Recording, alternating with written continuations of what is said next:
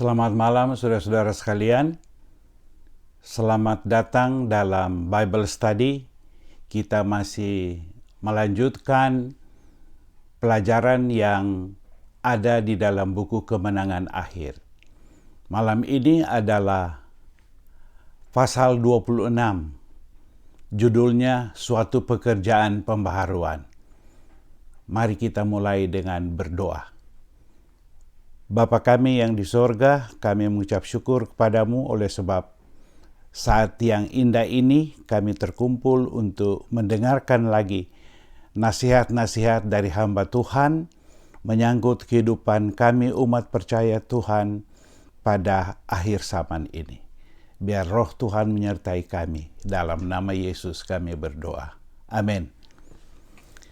Saudara-saudara masih ingat dalam WhatsApp saya tuliskan sebagai insentif agar supaya saudara-saudara boleh mendengar akan pelajaran pasal 26 dari buku Kemenangan Akhir pada malam ini.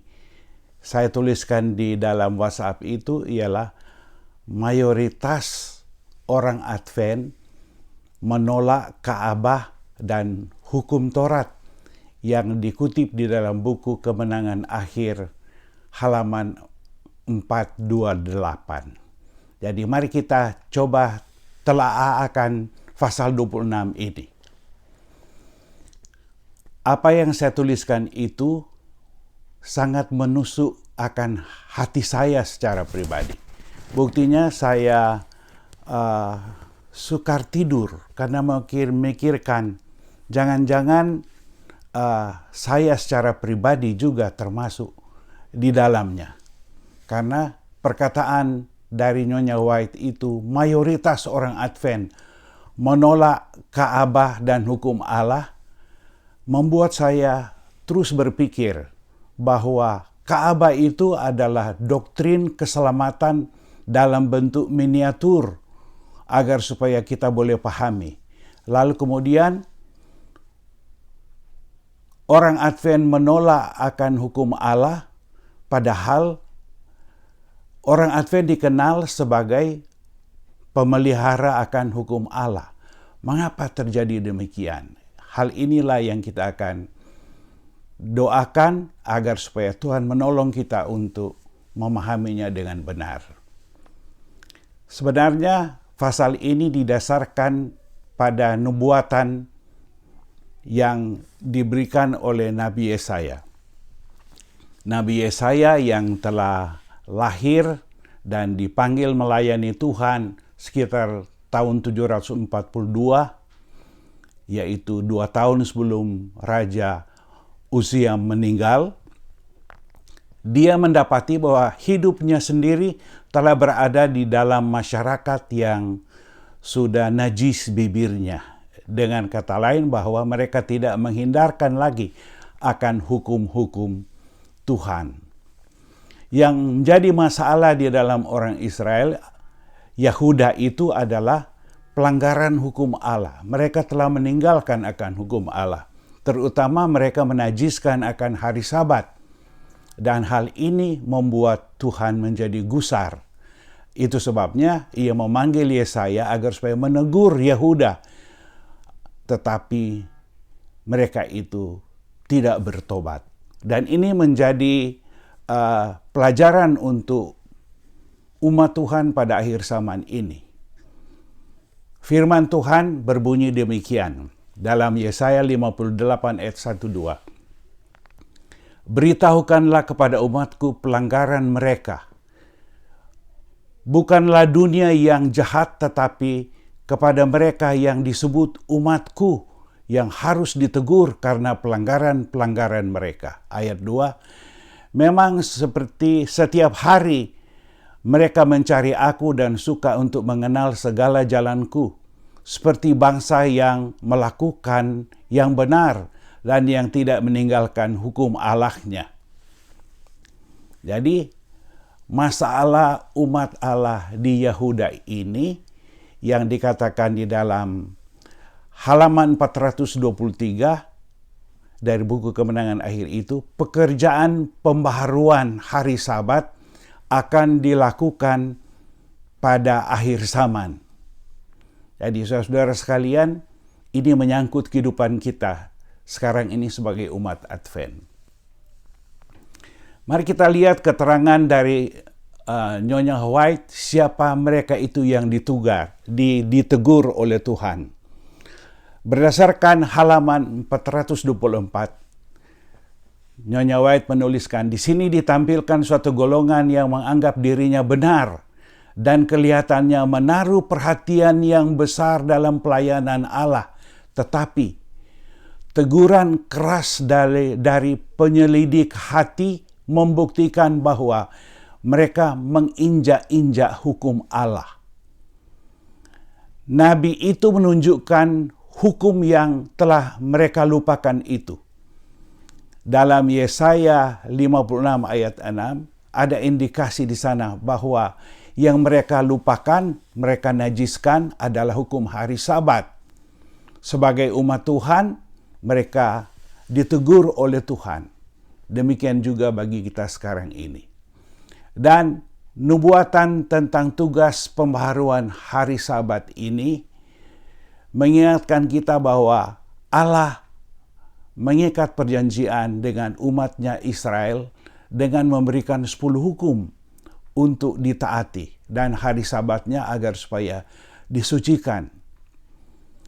Umat Advent adalah kelangsungan daripada Israel rohani sekarang yang menurut hukum Allah dan yang menyucikan Sabat Allah.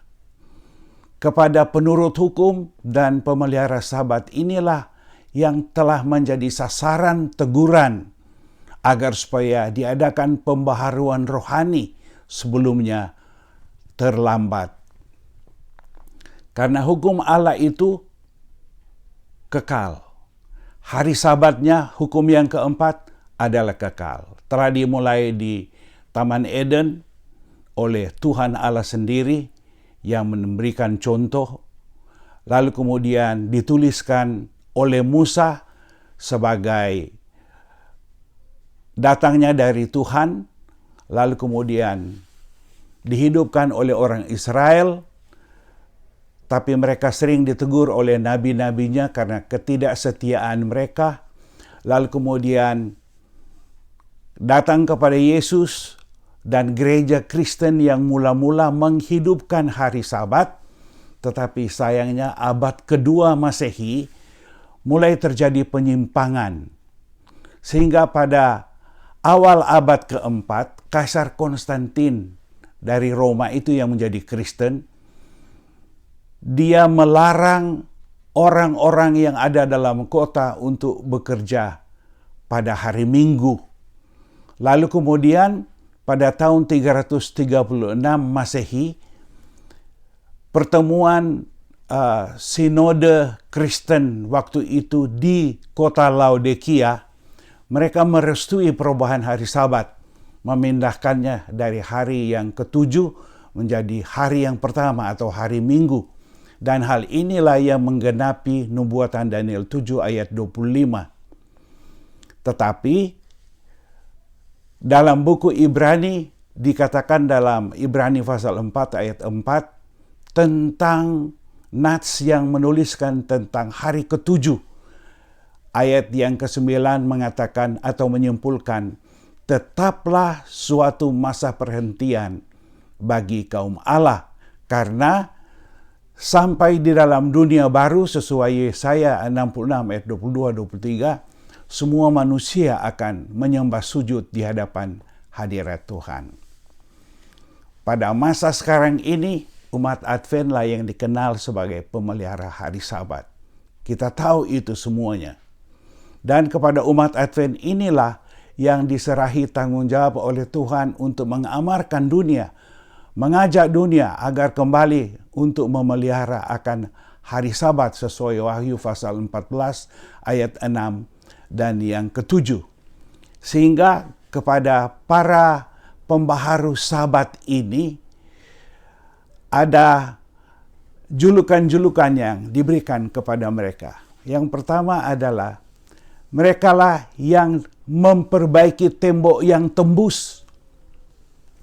Karena kita tahu bahwa sudah berabad-abad lamanya hari Sabat itu telah diobahkan oleh kuasa gereja. Dan julukan yang kedua adalah merekalah yang membetulkan jalan rusak.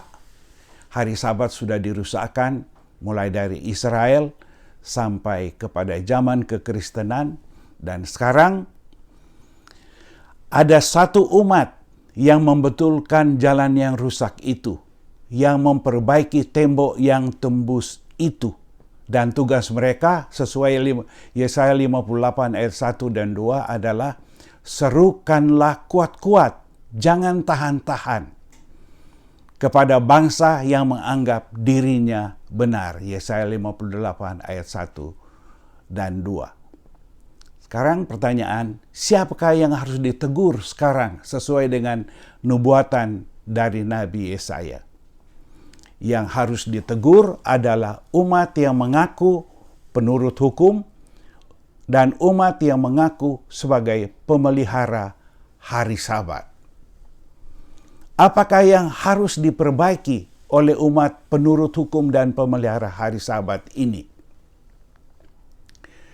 Penurutan kepada hukum Allah, kalau kita ukur dengan Yakobus 2 ayatnya yang ke-10, Yakobus mengatakan, barang siapa menuruti 10 hukum itu tetapi melanggar satu bagian daripadanya, ia bersalah terhadap seluruhnya.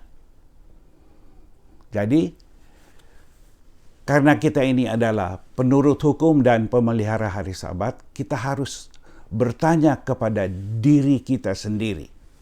Kalau tentang hukum Tuhan, hukum manakah yang saya selalu langgar atau saya selalu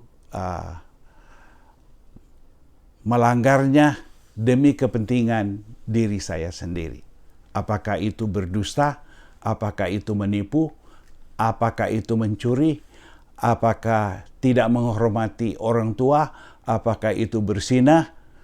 Atau berhala karena uang, karena rumah, karena mobil, atau karena harta? Itu adalah hal-hal yang menyangkut 10 hukum Tuhan. Sekarang, kalau tentang hari Sabat, kita perlu menanyakan kepada diri kita sendiri, pada sisi manakah saya sering bersalah sehingga saya dianggap sebagai menajiskan akan hari Sabat? Apakah saya bekerja untuk mencari uang pada hari Sabat? Atau kita melakukan sesuatu dengan motif yang salah pada hari Sabat? Ingat, Tuhan Yesus menghalalkan bekerja, berbuat kebajikan pada hari Sabat tanpa bayaran. Ingat kata tanpa bayaran ini. Jadi barangkali yang menjadi pertanyaan untuk diri kita ini, kalau kita bekerja pada hari Sabat, apakah itu untuk bayaran? Saya ingat ada orang yang memelihara ayam, dan oleh sebab telurnya itu dijual, maka semua telur yang dihasilkan pada hari Sabat bukan untuk kepentingan dirinya. Dia serahkan itu kepada gereja untuk digunakan dalam pekerjaan Tuhan. Lalu kemudian mari kita tanya dalam diri kita, dalam kebiasaan kita pada hari Sabat pagi, apakah saya selalu memasak pada hari Sabat menjadi kebiasaan saya? Apakah nasihat Alkitab dan apakah nasihat Roh Nubuat mengenai hal ini?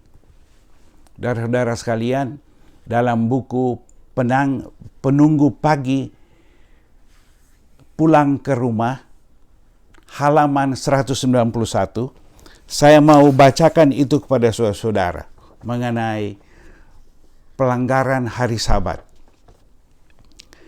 Pada hari Jumat, biarkan persiapan untuk hari Sabat dapat diselesaikan. Periksa semua pakaian sudah siap dan semua masakan sudah selesai. biarlah sepatu gereja bersih dan kamar mandi sudah beres. Adalah mungkin untuk melakukan ini. Jika Anda membuat aturan, Anda dapat melakukannya. Hari Sabat telah diberikan untuk memperbaiki.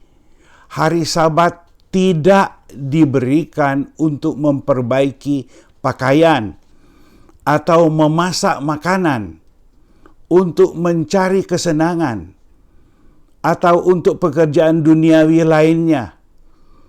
Sebelum terbenamnya matahari, biarkan semua pekerjaan sekuler dikesampingkan dan semua kertas sekuler tidak terlihat. Para orang tua, jelaskan pekerjaan Anda dan tujuannya kepada anak-anak Anda, dan biarkan mereka berbagi pada hari persiapan Anda untuk mematuhi Sabat sesuai dengan hukum Tuhan.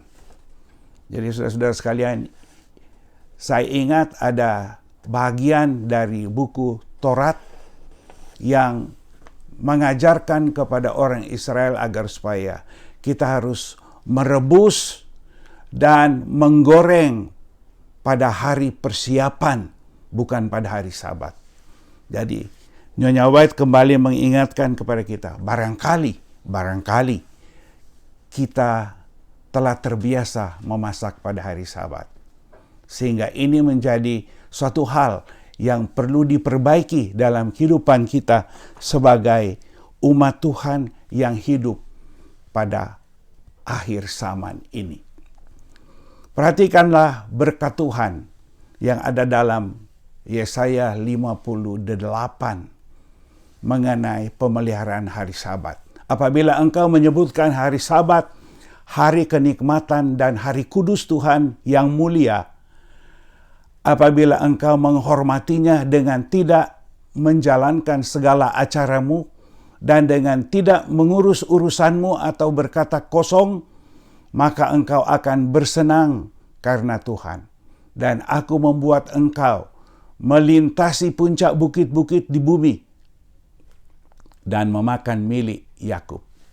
Kalau begitu, ada janji kemenangan dan keselamatan bagi orang-orang yang menghormati Tuhan pada hari Sabat. Itulah janji berkat. Dan kalau kita terajak untuk melakukan sesuatu pada hari Sabat yang pada hemat kita itu melanggar akan hari Sabat, tanya apa motif kita. Karena motif itulah yang akan menentukan kita benar atau salah. Dan saudara sekalian, pemelihara hari Sabat akan mengajak akan orang-orang yang sekarang ini berbakti pada hari Minggu. Jangan lupa mereka itu telah mempunyai pendirian di dalam hidup mereka yang berbakti hari Minggu. Pertama, mereka itu menganggap bahwa telah menjadi tradisi orang tua mereka, dan mereka adalah bagian orang tua yang memelihara akan hari Minggu sehingga susah untuk berpindah kepada hari Sabat. Kedua, pemeliharaan hari Minggu itu telah menjadi doktrin gereja mereka. Jadi sulit untuk dilupakan atau diabaikan. Dan ketiga, nenek moyang mereka telah mati dalam kepercayaan hari Minggu. Itu sebabnya saudara-saudara sekalian, seringkali kita mendapati susah orang untuk menerima kebenaran hari Sabat oleh sebab mereka tahu bahwa mereka telah terbiasa dengan itu. Tetapi ada beberapa hal yang orang-orang hari Minggu lupa. Yang pertama, bahwa menurut Allah itu adalah lebih penting daripada menurut manusia. Menurut firman Allah adalah lebih penting daripada menurut pastor, menurut domini, menurut bishop, menurut archbishop, atau menurut paus, atau menurut syamas yang semuanya adalah manusia yang berdosa. Kita perlu menurut akan Allah. Ketiga, mereka lupa bahwa Yesus telah memberi contoh cara berhubungan dengan Bapa di sorga dengan cara menyembah Dia pada hari Sabat. Yang keempat, keselamatan hanya ada dalam penurutan pada firman Allah sebagai kehendak Allah. Itu sebabnya Yohanes 14 ayat 15, Yesus berkata, "Jikalau kamu mengasihi aku, turutlah segala hukumku." Dan saudara-saudara sekalian, menurut 2 Petrus pasal 3 ayat ke-9, Tuhan sedang menunggu pertobatan semua orang untuk mengikut Yesus. Kita adalah agen Tuhan untuk menolong orang lain dari hari Minggu pindah ke hari Sabat sebagai kehendak Tuhan untuk kita lakukan. Kalau begitu saudara-saudara sekalian, sebagai orang Advent, dalam gereja kita, maka kita penting menyatakan pentingnya manusia itu memelihara akan hari Sabat. Pada pekabaran malaikat sesuai Wahyu pasal 14 ayat 6 dan 7, sebenarnya pekabaran malaikat pertama itu sudah disampaikan oleh William Miller sejak tahun 1840. Tetapi kepadanya tidak diberikan terang mengenai kebenaran hari Sabat. Hanya kepada Advent hari ke-7 kebenaran Sabat ini telah dinyatakan, sehingga telah menjadi tugas gereja Advent untuk mengamarkan kepada dunia agar supaya dunia kembali memelihara hari Sabat. Pekabaran Advent itu, kalau sesuai perkataan Yesus dalam Matius pasal 24 ayat 14, Injil itu dikabarkan menjadi kesaksian, bukan memaksa orang untuk bertobat, menerima akan kehendak Allah, tapi menjadi kesaksian. Sesudah itu sudah dikabarkan, maka datanglah hari kiamat. Saudara-saudara sekalian, kita senang berada di dalam gereja yang dipercayakan oleh Tuhan untuk mengajak orang agar supaya mereka itu datang untuk memelihara akan hari Sabat Tuhan. Jadi kalau begitu, kita tidak boleh menyimpang dari penyembahan hari Sabat pindah kepada hari yang lain. Karena sudah diinstruksikan kepada Daniel untuk menuliskan Daniel 7 ayat 25 bahwa ada kuasa tanduk kecil, kuasa agama yang akan merubah akan hukum Allah. Dan barang siapa yang menyembah akan binatang tanduk kecil itu, mengikuti akan perintah-perintahnya, menerima tandanya di dahi atau di tangan, dia akan mendapat hukuman dari Allah yang tidak ditawar-tawar. Akan disiksa dengan api belerang sesuai Wahyu pasal yang ke-20.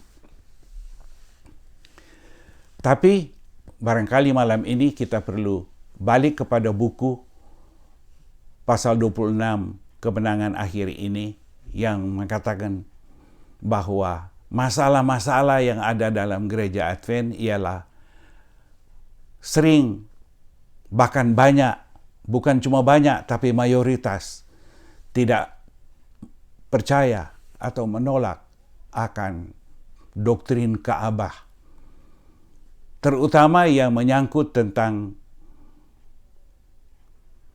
pekerjaan Yesus sebagai pengantara imam besar kita di bilik yang maha suci.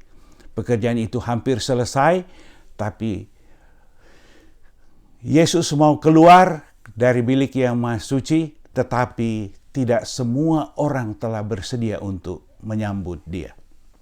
Lalu masalah yang kedua adalah banyak yang menyangkal kepercayaan mereka terhadap pergerakan Advent dalam hal melayani dunia ini dengan berbagai ministry. Dan yang ketiga, banyak orang Advent dikatakan menganut pandangan-pandangan yang salah dan bertentangan yang berhubungan dengan pekerjaan Advent. Keempat, ada juga yang terjebak dalam kekeliruan menentukan hari kedatangan Yesus. Dan itu sudah terjadi beberapa kali. Dan ini tidak diajarkan dalam Alkitab. Tidak ada nubuatan yang menentukan hari, menentukan tanggal kedatangan Yesus pada akhir zaman ini.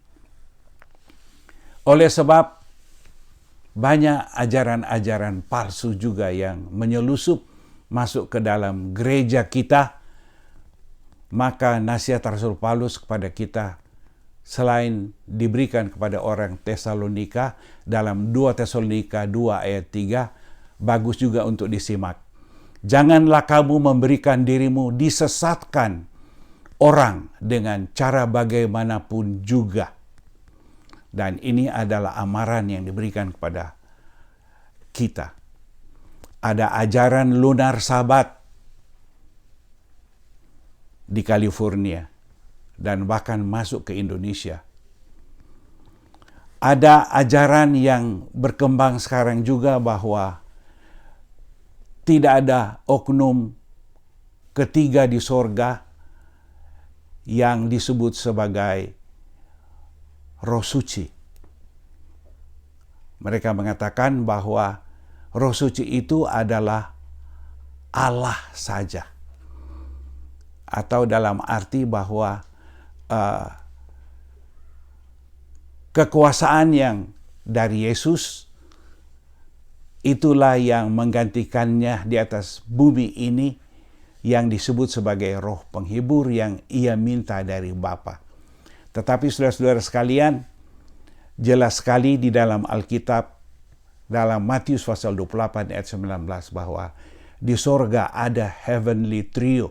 Nyonya Watt juga menyebutkannya demikian. Ada Father, ada Son, ada Holy Spirit.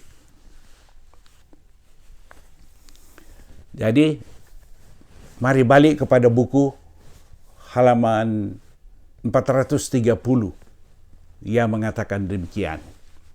Bukanlah kehendak Allah agar bangsa Israel mengembara 40 tahun di padang gurun, tetapi mereka tidak dapat masuk oleh karena, dalam tanda petik, ketidakpercayaan mereka, oleh sebab kemurtatan mereka.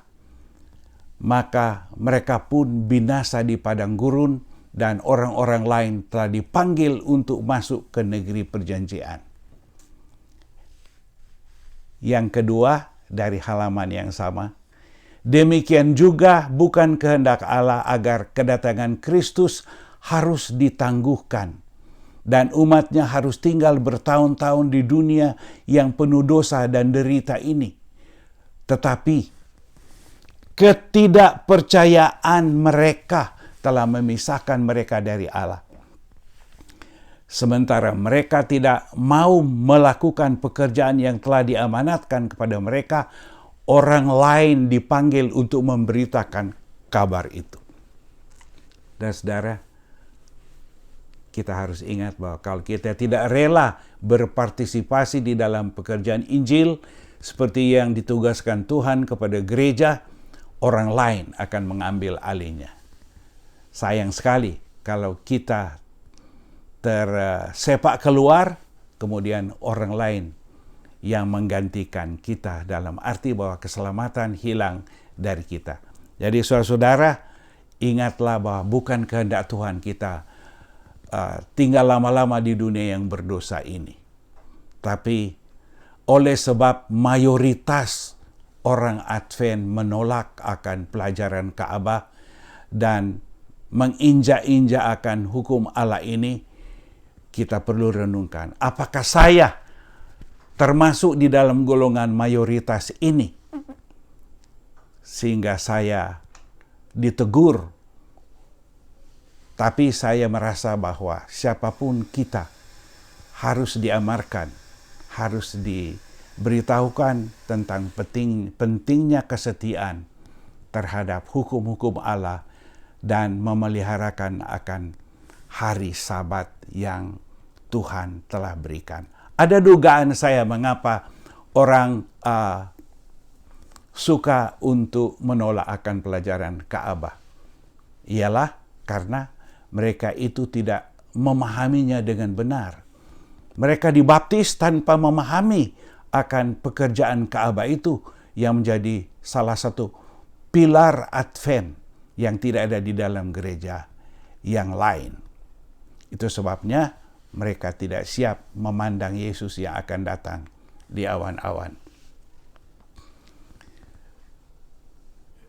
Ada juga bagian yang lain yang kita telah sebutkan tadi. Saya sudah sebutkan tadi bahwa pelanggaran terhadap hukum Tuhan itu terjadi karena ada dosa kesayangan kita yang sering kita tidak mau tinggalkan, kita selalu mau melakukannya. Jadi saudara-saudara sekalian, mari kita ingat, tugas kita adalah menolong diri kita sendiri, menolong gereja kita, menolong keluarga kita, menolong orang lain di luar gereja kita untuk datang memelihara hari Sabat. Tetapi halaman 432, Nyonya White menuliskan, ada rintangan orang untuk menerima pekabaran kebenaran itu. Salah satunya adalah karena orang mencela kita. Yang dicela adalah kehidupan kita yang tidak sesuai dengan yang kita percayai. Selain daripada memang gangguan daripada iblis, sehingga orang susah untuk menerima akan kebenaran itu. Jadi saudara-saudara sekalian, kita diajak untuk bergaul, bertingkah laku, berbicara, berhubungan dengan orang lain yang memuliakan Tuhan. Dan sekaranglah waktunya kita harus melakukan semuanya itu karena Yesus segera akan datang.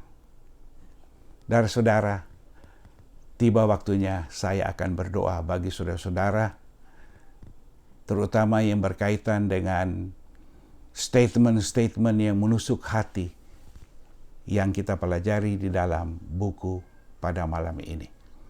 Mari kita berdoa. Bapa kami yang di surga, pada malam permintaan doa ini kami datang kepadamu mensyukuri akan berkat Tuhan dalam hidup ini.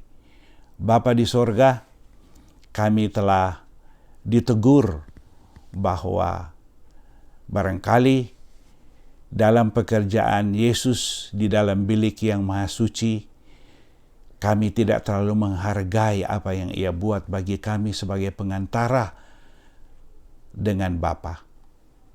Biarlah Tuhan menolong kami agar supaya kami lebih setia kepada Tuhan, menyadari bahwa di sorga ada hukuman pemeriksaan yang berlaku dalam diri kami. Lalu kemudian biarlah Tuhan menolong kami agar supaya kami setia dalam pemeliharaan akan hukum-hukum Tuhan. Kami tahu seringkali kami melanggar hukum hari Sabat selain hukum-hukum yang lain. Ampunilah kami, sucikanlah kami. Sesuai janjimu 1 Yohanes 1 ayat 9, kalau kami mengakui akan segala dosa kesalahan kami, maka Tuhan akan mengampuni dan menyucikan kami. Terimalah kami sebagaimana kami ada, karena keberdosaan kami seringkali kami tidak berkenan kepada Tuhan, maka tolonglah kami supaya kami bertobat dan kami hidup sesuai dengan kehendak Tuhan dan siap untuk memandang Yesus yang segera akan datang di awan-awan.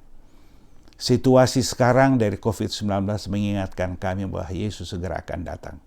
Tolonglah kami supaya tidak ada yang ketinggalan, tetapi semua akan diundang oleh Yesus masuk ke dalam kerajaan Tuhan.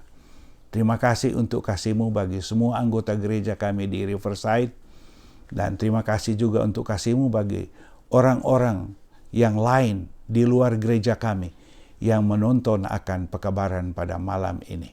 Biarlah mereka diberkati oleh Tuhan. Roh Tuhan menolong mereka juga, karena kami berdoa dan memohonkan campur tangan Tuhan bagi semua yang sakit, agar supaya Tuhan terus menolong mereka untuk disembuhkan. Dan bagi orang-orang senior citizen yang usia mereka, biarlah mereka itu mendapat pertolongan sejati dari Tuhan. secara khusus untuk Om Mastin yang berulang tahun pada hari ini. Tuhan tolong hatinya dipenuhi dengan sukacita dan damai dari surga karena Tuhan mengasihi dia. Mengasihi semua orang lain juga yang menyembah kepada Tuhan, yang mengikuti hukum Tuhan, yang memelihara hari Sabat. Dan tolonglah kami didapati setia karena pertolongan Tuhan. Waktu Yesus datang, kami semua boleh diselamatkan. Berkati semua anggota gereja kami, sebagaimana kami ada. Berkati semua orang yang mengasihi Tuhan, karena kami doakan ini dalam nama Yesus Tuhan, penebus kami. Amin. Terima kasih saudara. Saya tahu bahwa ada usaha dari tim untuk ada Zoom, supaya kalau ada pertanyaan, kita boleh diskusikan beberapa menit dari sekarang ini. Dan harap kita juga tetap menyukai akan live stream tentang buku kemenangan akhir ini yang akan diadakan setiap hari Rabu malam. Terima kasih, Tuhan memberkati saudara-saudara sekalian. Amin.